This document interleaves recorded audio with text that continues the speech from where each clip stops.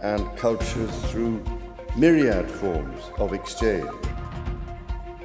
Coming up on WTOL 11 Plus now, President Donald Trump and the First Lady are in the UK. This comes just days after the announcement of a new U.S. and UK technology partnership. Based on what I observed during my tenure, there is a real risk that recommendations could be made restricting access to vaccines for children and others in need without rigorous scientific review. The former CDC director testifies on Capitol Hill today. She's telling her side of the story about why she was let go less than a month on the job. And students at Utah Valley University returned to class today, just 1 week after Charlie Kirk was shot and killed on campus. The latest on the man accused of killing him.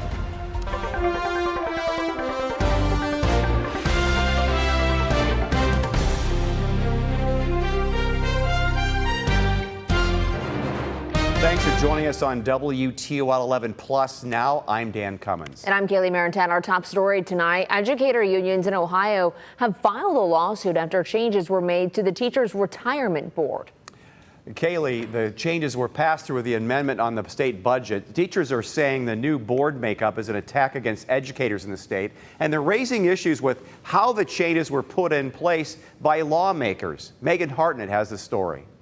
Legislators are really trying to take away teacher voices, and especially teacher voices when it comes to their own money. 3 Ohio educator groups filed a lawsuit Tuesday against the state, fighting changes to the state Teachers Retirement System Board. This board oversees teachers' retirement plans in Ohio. Teachers currently put 14% of their salary into the system. It's a lot of money that over the course of 30 years or 35 years, a teacher is contributing. An 11-person board oversees the retirement system. It is currently made up of 7 elected teachers, 5 who are currently contributing and 2 retired ones, alongside 4 appointed investment experts. The new board structure phases out the elected teachers, leaving 3 total, and has 8 appointed members. Teachers would like to keep elected members, their own elected members, on the board as the majority, not as a small minority. The appointed members are chosen by elected officials, including the governor. Teachers say this new format violates educators' rights to equal protection. We're the only board, a public pension system board, that is being targeted by the legislators. Educators say the changes were not relevant to the state budget and were added too late for General Assembly considerations. Teachers say, especially at a time when prices are up for everyone, they want to ensure a decent retirement. Teachers feel that by having elected members on the board, members that they have voted for legally and that are on that board, is crucial to safeguarding their money.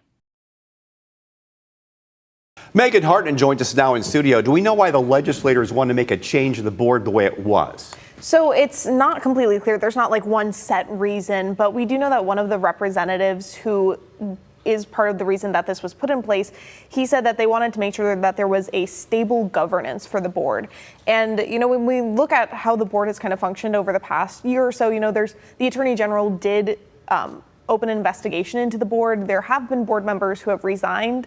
So there's been some tension, but I asked the teacher who I talked to about this, and she said, she thinks these are just other things, and there really hasn't been that big of issues from the teacher's point of view. She thinks it's something that the legislators have decided there's a bigger issue. Have there been some concerns maybe lately from the teacher's side about this whole thing? Because didn't STRS have a big setback with its funds that it was making? It was getting behind, and now they kind of corrected it. And that's, I mean, I know last year I even did a story when it comes to the COLA and the cost of living adjustment. That's something that they always have to kind of bring up, is figuring out how to fund the amount of teachers and make up for inflation. You know, 2 years ago they got 3%. A year ago they got 1%. This year they got 1.5%, and that's an extra bit of money to help make up for inflation. But teachers, of course, are saying this isn't enough. This isn't, you know, it's not in line with what we're currently seeing with inflation. So it's something where they're trying to, you know, still have faith in this board and stuff like that. But there are it's not a perfect system, I think, is kind of part of the reason. Public education's having a tough time right now with the state because the state is getting pressure. They want to make sure our taxes are put to good use, so they're peeling back the amount of money they're giving colleges, all the schools. I mean, public education is one of those things where there's always going to be complaints about it not getting enough funding or issues with that. But one of the things that I think got brought up even when I talked with the teacher today is she says, if you look at the past and how there have been so many changes to curriculum in public education, specifically to higher education, when you look at Senate Bill 1 and some of the changes that we've been seeing pushed through the General Assembly, she says this is just another thing that they're doing now. Rather than attacking funding or the curriculum, she says now they're going after the retirement. And so she says it's just kind of all part of this major tension that legislators currently have with public education and teachers. A lot of push and pull. Megan, thank you for your perspective on that. Appreciate it. Kaylee? Now to stories making headlines across the country and around the world. A manhunt is underway right now for the person who drove their car into the gate of an FBI office. And the former CDC director testifies on Capitol Hill today. President Donald Trump is in the UK. But first, students at Utah Valley University returned to class today, a week after Charlie Kirk was shot and killed during a campus event. The university has mental health resources available for students, faculty, and staff. Earlier this week, workers replaced the concrete pavers where Kirk was killed.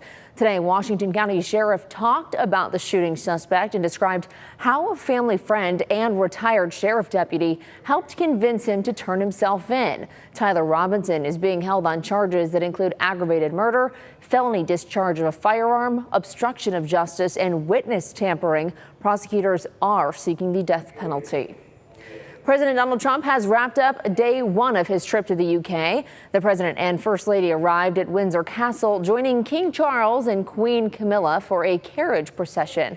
President Trump visited St. George's Chapel, where the royal family worships, and laid a wreath at the tomb of Queen Elizabeth.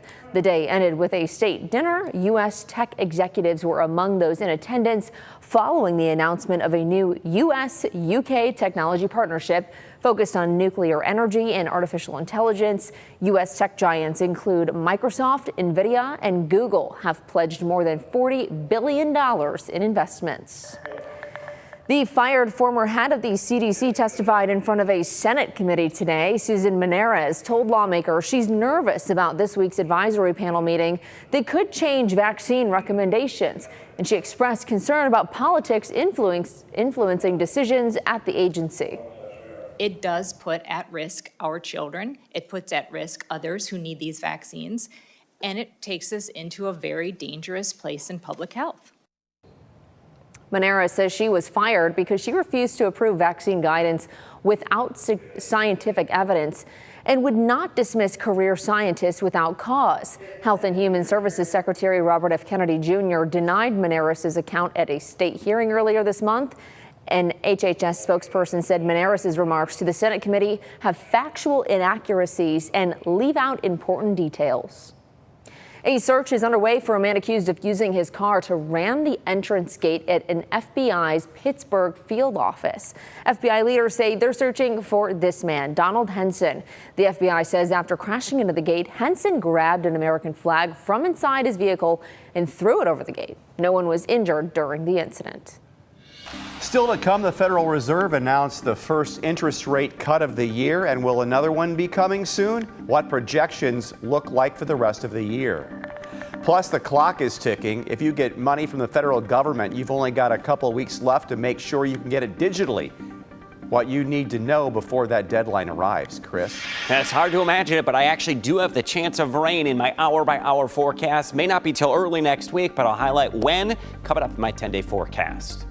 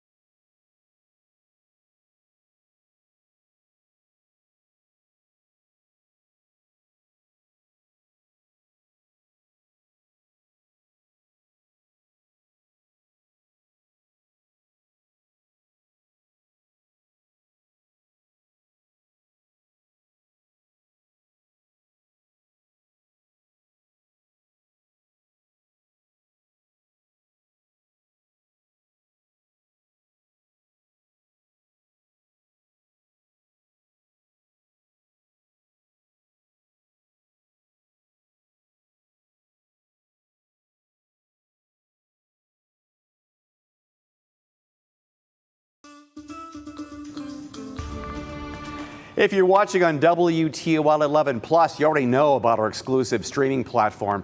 Do you follow WTOL 11 on social media? Right now, there's video you have to see on our TikTok page. Here's one about a new law expected to go into effect at the end of the month. Starting at the end of the month, there's more drivers will have to do before getting the green light. A new state law requires anyone under 21 years old to take 24 hours of classroom training, 8 hours behind the wheel with an instructor, and 50 hours of driving with another adult 21 or older. We're trying to fix, what's broken, and in the long run, it's just going to better everybody. It's going to better you and I that are out on the roads, and everybody else. It just makes it safer.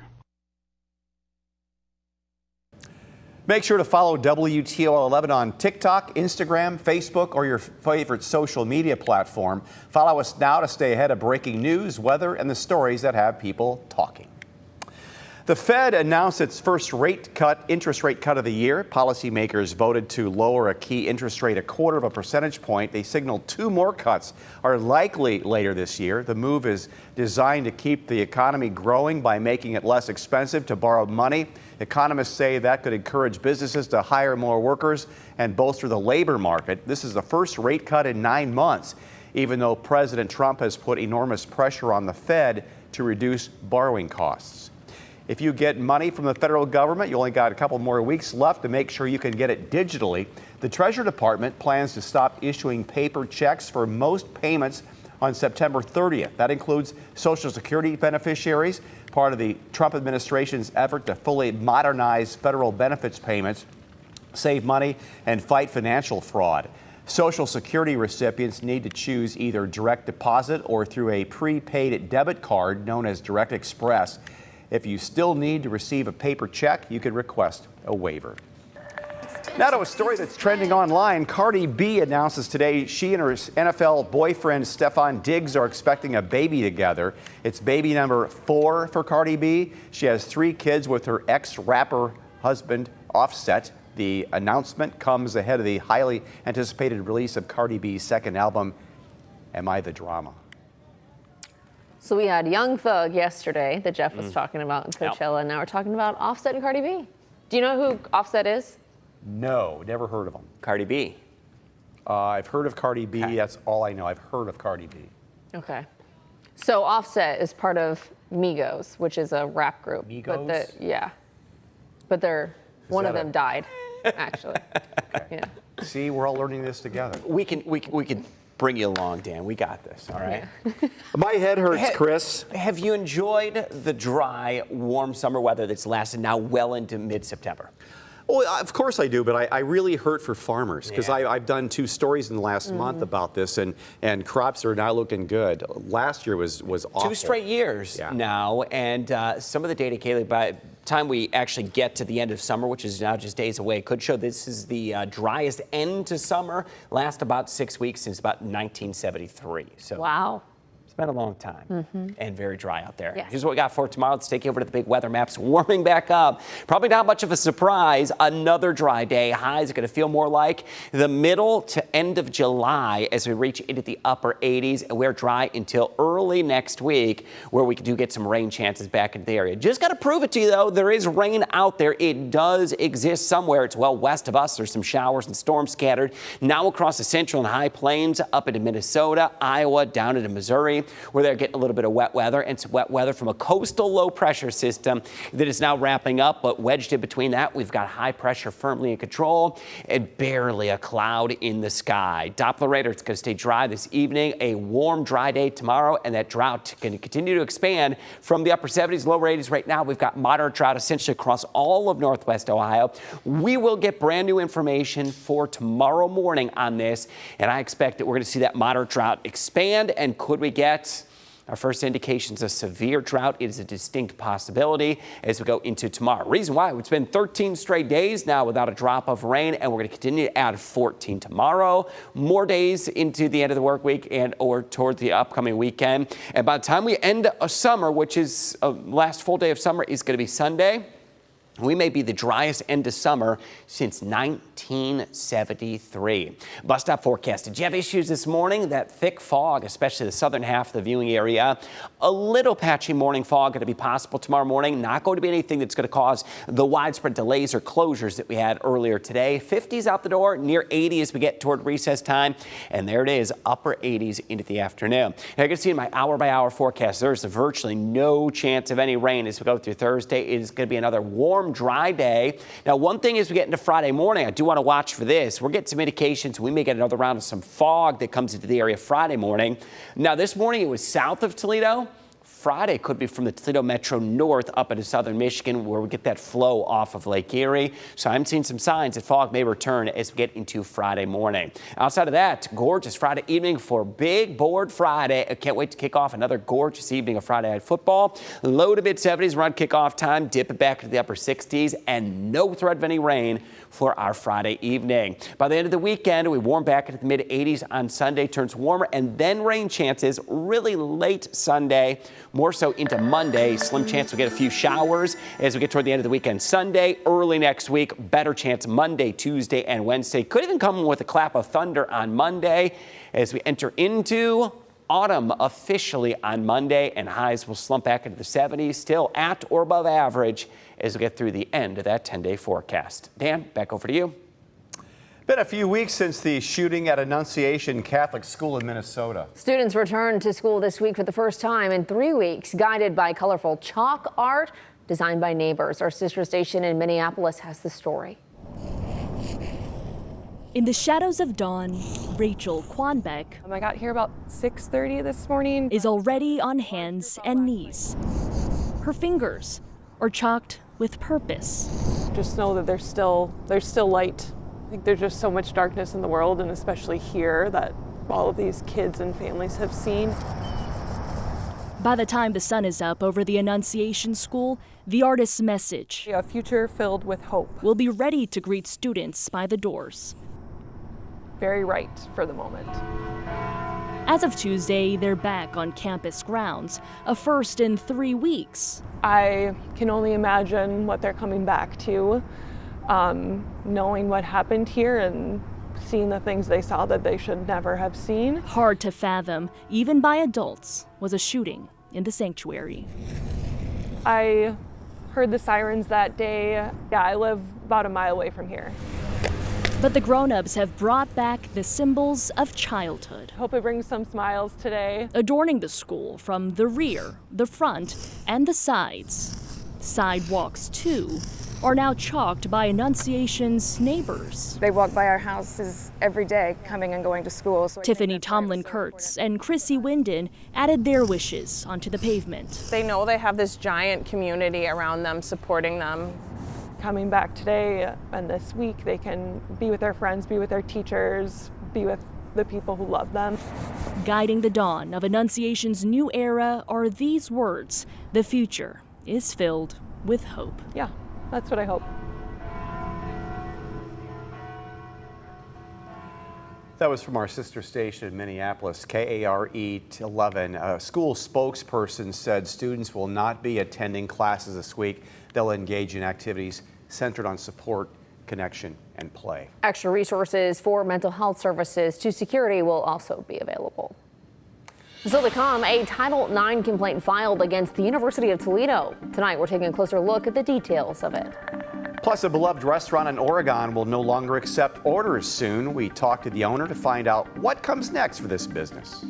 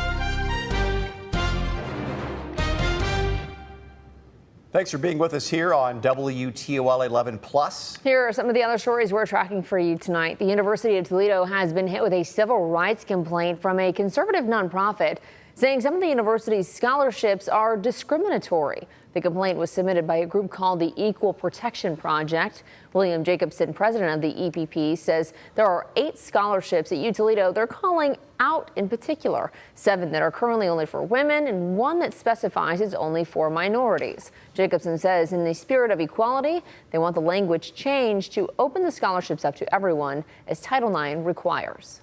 We're not asking the university to do anything other than what it has promised to do, which is not to discriminate on the basis of race or sex. So what we're seeking is to have the eligibility requirements of these scholarships brought into compliance with the law so that every student has an equal shot at that scholarship money. At this time, the University of Toledo has not commented on the complaint.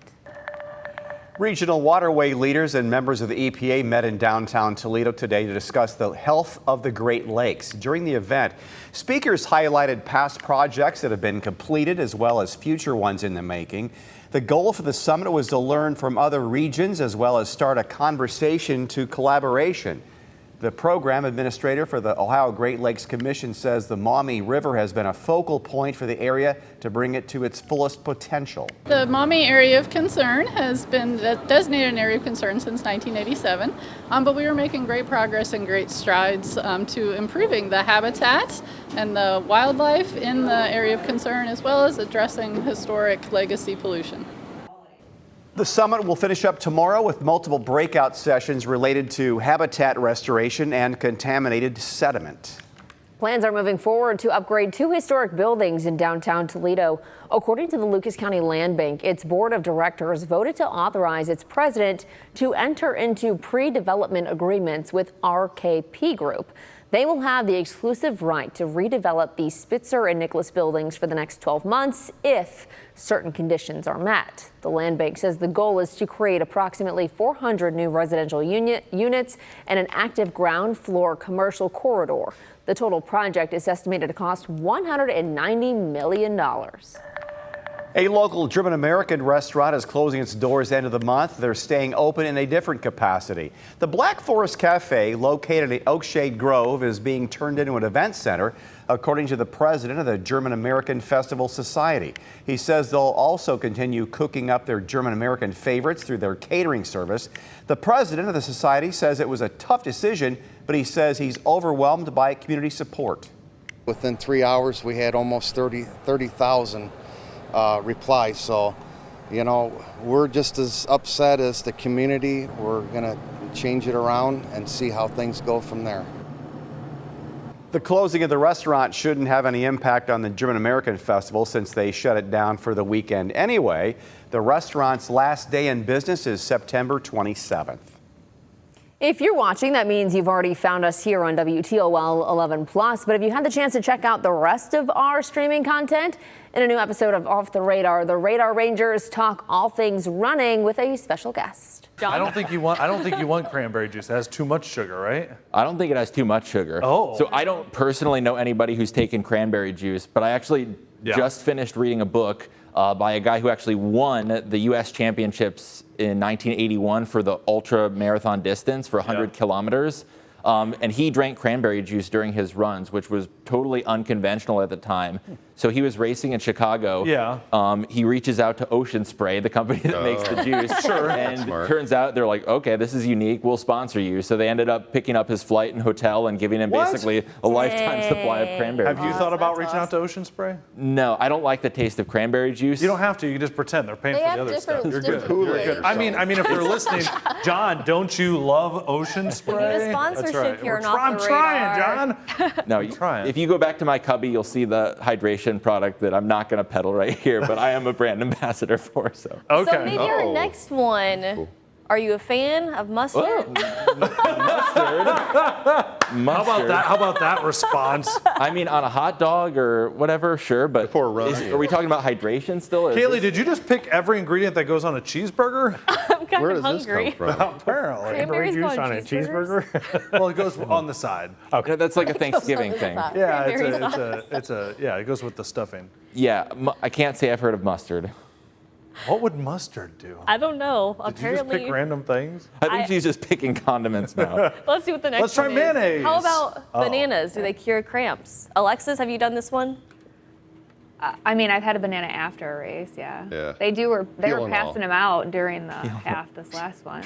I think they pass them out, after little races and pieces. stuff Yeah. because they're cheap. I just mean because bananas are cheap. Like They do. You know, also you could pull a Mario Kart and take the peel and, Oh, yeah! Not that I play dirty like that. But, you know.